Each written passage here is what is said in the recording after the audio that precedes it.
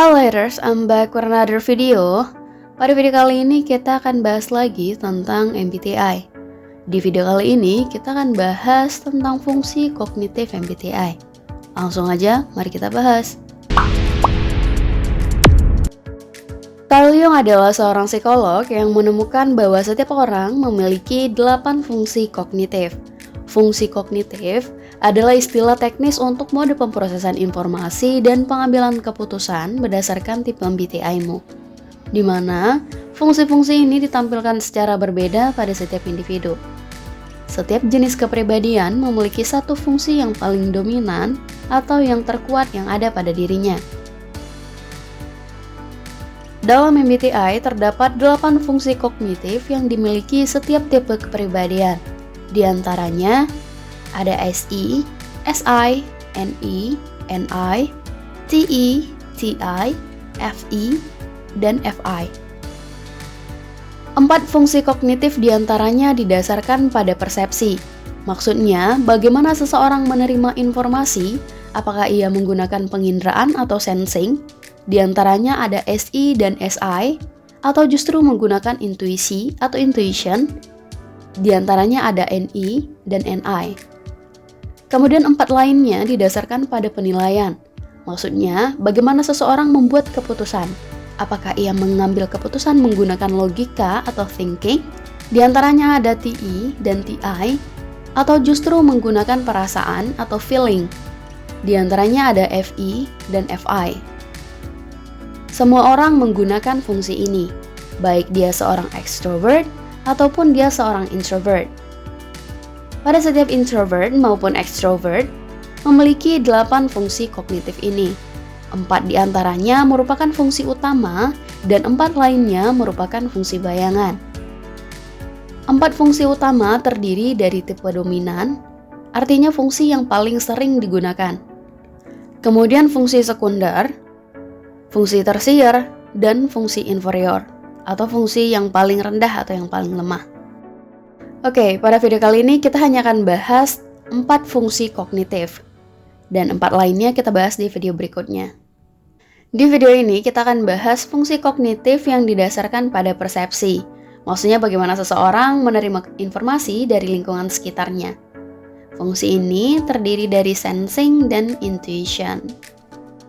Penggunaan sensing dan intuition dalam tes MBTI ini dilihat untuk mengetahui cara seseorang mengumpulkan informasi.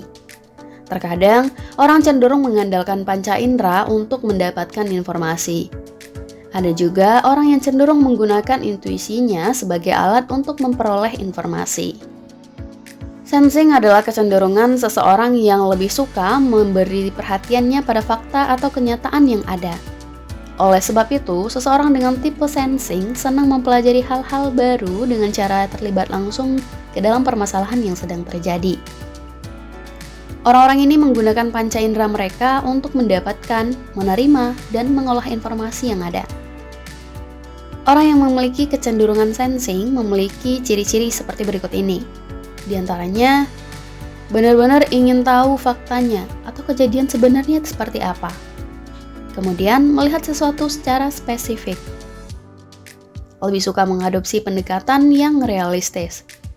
Dan juga mereka fokus pada sesuatu di sini dan sekarang. Maksudnya fokus pada sesuatu di tempat itu dan saat itu juga. Tidak memikirkan jangka panjang. Serta orang dengan memiliki kecenderungan sensing ini juga memastikan semuanya berjalan sesuai praktik. Sensing terdiri dari SI dan SI. SI adalah extrovert sensing dan SI adalah introvert sensing. Orang dengan kecenderungan extrovert sensing atau SI mempunyai kesadaran yang kuat dari dunia fisik. Mereka memakai sentuhan, rasa, suara, bau, penglihatan, dan gerakan untuk menyerap informasi. Sifat mereka yang sangat jeli membuat mereka mampu melihat atau menemukan detail yang tidak diperhatikan oleh orang lain. Menurut Carl Jung, SI adalah fungsi penginderaan yang memahami fenomena secara realistis dan konkret. SI memusatkan perhatian pada fakta demi menerima kesenangan fisiologis setinggi mungkin. Sederhananya, Dalam kehidupan sehari-hari, individu pengguna SI ini akan cenderung bersemboyan YOLO dan menyukai tantangan yang memicu adrenalin. Orang dengan kecenderungan SI juga menyukai pengalaman-pengalaman baru. SI cenderung melihat sesuatu apa adanya. Mereka tidak membatasi diri terhadap lingkungan. SI juga biasanya tidak tertarik menganalisis situasi secara berlebihan. Mereka hanya melihat apa yang mereka inginkan dan mereka lakukan. Tipe ini cenderung memancarkan rasa percaya diri yang alami karena mereka biasanya cukup yakin tentang siapa mereka dan apa yang mereka inginkan. MBTI dengan extrovert sensing yang dominan adalah tipe kepribadian ESFP dan ESTP. Introvert sensing atau SI. Orang-orang dengan kecenderungan introvert sensing atau SI menerima informasi berdasarkan hal yang konkret dan nyata. Menurut Carl Jung, SI adalah fungsi penginderaan yang memahami fenomena sedemikian rupa. SI berfungsi untuk membandingkan fenomena dengan pengalaman masa lalu secara terperinci dengan apa yang dideteksinya. Sederhananya, SI ini memahami dunia melalui pengalaman masa lalu, sehingga menciptakan tingkat kesadaran dan prosedur dalam pekerjaan mereka. SI lebih fokus pada hal-hal yang sudah ada dan menetap. Susunan SI dalam fungsi kognitif berpengaruh terhadap persepsi mereka terhadap prosedur dan rincian, sehingga individu yang dominan kecenderungan SI bisa diibaratkan sebagai manusia yang down to earth. Mereka cenderung lebih suka melakukan sesuatu secara konstan dan mengikuti rutinitas, karena mereka orang yang terstruktur dan terorganisir. Mereka tidak berperilaku menyalahi aturan dan selalu berpatokan terhadap tradisi. SI juga berusaha untuk melakukan hal-hal dengan cara yang sama persis setiap kali, untuk menghasilkan hasil yang sama persis. Jika suatu proses telah terbukti menghasilkan hasil yang mereka inginkan, mereka akan berusaha untuk mengulangi rutinitas itu setiap saat. MBTI dengan SI atau introvert sensing yang dominan adalah tipe kepribadian ISTJ dan ISFJ. Perbedaan yang mencolok antara SI dan SI adalah di mana SI lebih suka tantangan dan hal-hal yang baru, sedangkan SI lebih fokus pada hal-hal yang menetap dan yang sudah ada. Selanjutnya, intuition. Intuition adalah kecenderungan seseorang yang lebih menyukai informasi yang teoritis dan abstrak, serta memperhatikan pola-pola. Jadi, dalam proses mengumpulkan dan mengolah informasi, orang dengan tipe intuition ini cenderung akan mengandalkan intuisi guna memikirkan segala kemungkinan yang mungkin bisa terjadi di masa depan. Orang dengan kecenderungan intuition memiliki ciri-ciri seperti berikut ini. Mencari banyak ide baru. Artinya ketika diberi suatu objek, mereka cenderung mencari ide-ide baru atas objek tersebut. Mereka juga senang melihat gambaran yang lebih besar, cenderung mengadopsi pendekatan imajinatif, mengantisipasi masa depan, memastikan semua berjalan sesuai teori, serta menggunakan kerangka konseptual. Intuition terdiri dari NI, Extrovert Intuition, dan NI, Introvert Intuition. Extrovert Intuition. Sebagai fungsi penangkap informasi yang bersifat extrovert, NI sangat bergantung kepada dunia luar. NI berguna untuk mengamati dan melihat kemungkinan teoritis serta koneksi abstrak pada lingkungan, sehingga individu pengguna NI ini cenderung mampu menemukan hubungan dan pola antar orang, benda, dan peristiwa tertentu untuk memunculkan pemahaman baru mengenai hal-hal tersebut. Dalam kehidupan sehari-hari, pengguna NI cenderung dikenal sebagai pribadi yang inovatif dan memiliki keingintahuan yang besar terhadap sesuatu. NI dapat menyulap banyak ide sekaligus sehingga membuat mereka menjadi sosok yang mudah dan menyenangkan untuk bertukar pikiran. NI berorientasi pada masa depan yang memeriksa semua kemungkinan apa yang bisa terjadi selanjutnya. Fungsi NI dalam susunan kognitif berpengaruh terhadap kemampuan individu. Individu dengan NI dominan akan cenderung menempatkan pengetahuan sebagai kebutuhan utama dan suka mengeksplorasi ide-ide atau teori baru. Mereka tidak suka dikekang dengan ide-ide lama karena ingin terus belajar dari orang lain. tidak puas dengan ilmu yang sudah mereka miliki.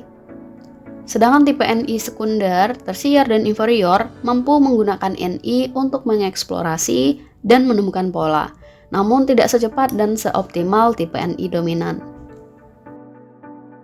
MBTI dengan NI yang dominan adalah tipe kepribadian INTP dan INFP. Introvert Intuition atau NI. Sama halnya dengan NI adalah fungsi belajar yang bersifat intuitif. Namun, berbeda dengan NI yang mengambil ide dan mengidentifikasi pola-pola dari dunia luar, NI mengambil ide berdasarkan perenungan dan insight. Pengguna NI akan mensintesis ide-ide yang abstrak dengan imajinasi mereka. Pengguna NI tidak akan seimpulsif pengguna NI dalam mengeksplorasi, karena mereka lebih fokus pada perenungan dengan diri mereka sendiri. Maka dari itu, apabila dibandingkan dengan NI yang berorientasi pada apa yang bisa dilakukan, pengguna NI lebih berorientasi pada apa yang akan terjadi. Karena NI berfungsi sebagai penganalisis prediksi. Sehingga perbedaan besar antara NI dan NI terletak bagaimana cara mereka mendapatkan ide. NI mendapatkannya dari dunia luar, sedangkan NI dari perenungan dan imajinasi mereka. Susunan NI dalam fungsi utama kognitif mempengaruhi seberapa kuat orang membuat prediksi dan mendapatkan ide dari hasil perenungan mereka. Jadi, apabila kamu termasuk NI dominan, maka kamu akan lebih sering menggunakan NI ketimbang fungsi kognitif lainnya. Orang dengan kecenderungan NI digambarkan sebagai seorang yang mengetahui sesuatu tanpa mengetahui bagaimana cara bisa tahu, serta berpikir tanpa berpikir. Ini adalah fungsi yang paling mistis dari semua MBTI. Mereka cenderung mencapai kesimpulan tanpa memiliki gagasan yang jelas tentang bagaimana mereka sampai di sana. Karena kompleksitas pemikiran mereka, tipe NI dominan mungkin merasa sulit untuk mengartikulasikan pikiran mereka dengan cara yang sederhana. NI menghabiskan banyak waktu untuk memikirkan gambaran besar, makna mendalam di balik tindakan dan kata-kata orang. Orang dengan fungsi NI dominan adalah yang terbaik dalam hal perencanaan untuk jangka panjang. Mereka mencari simbolisme mendalam di balik peristiwa kehidupan dan sering menganalisis orang-orang di sekitar mereka berdasarkan kesan dan wawasan. Kecintaan NI terhadap makna, pola, dan koneksi yang dalam menjadikan mereka pembicara yang hebat, perencana yang baik, teman yang bijaksana, dan pemberi nasihat yang hebat. MBTI dengan NI yang dominan dimiliki oleh tipe kepribadian INTJ dan INFJ. Nah, itulah pembahasan tentang 4 fungsi kognitif MBTI. 4 lainnya kita akan bahas di video berikutnya. Terima kasih sudah menonton. Jangan lupa like, comment, dan subscribe channel ini supaya kamu tidak ketinggalan video-video informatif berikutnya. Bye-bye.